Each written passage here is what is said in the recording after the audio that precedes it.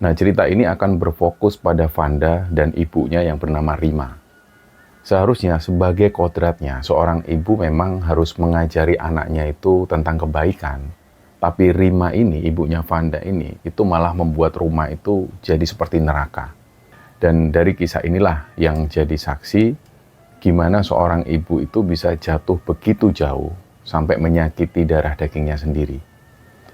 Jadi teman-teman, Vanda ini lahir sebagai anak ketiga dari 4 bersaudara. Dan menurut Vanda, keluarganya ini sudah ruwet dari awal. Ibunya yang bernama Rima itu, dia menikah sampai 4 kali.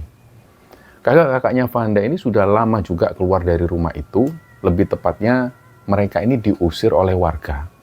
Ini karena gaya hidup mereka itu yang kacau balau. Jadi mereka, kakak-kakak Vanda ini, itu sering gonta-ganti pasangan dan mereka kumpul kebo di rumah itu. Dan singkatnya, setelah Rima ini pergi ikut suami barunya ke NTT, rumah itu jadi kosong. Jadi Vanda itu tinggal sendirian di sana, dan Vanda yang waktu itu masih SMP ini tiba-tiba harus menghadapi hidup yang sendirian. Awalnya Vanda takut. Kita bisa membayangkan anak perempuan yang masih SMP, dia harus tinggal sendiri di rumah yang lumayan besar, di pinggiran gang. Untungnya tetangga di sekeliling rumah Vanda ini orang-orangnya baik semua. Baik banget lah pokoknya. Mereka tahu betul kondisi keluarga Vanda yang berantakan. Jadi mereka di situ saling jaga. Vanda juga sering bilang, tanpa tetangga-tetangganya ini mungkin dia sudah nggak kuat lagi lah menjalani hidup. Hari demi hari Vanda itu belajar untuk mandiri.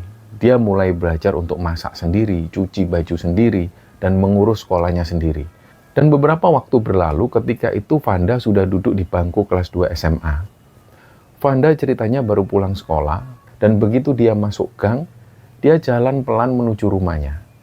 Nah, dari kejauhan itulah dia sudah melihat sesuatu yang membuat dadanya ini langsung sesak. Nah, Vanda ini sempat batin dalam hatinya.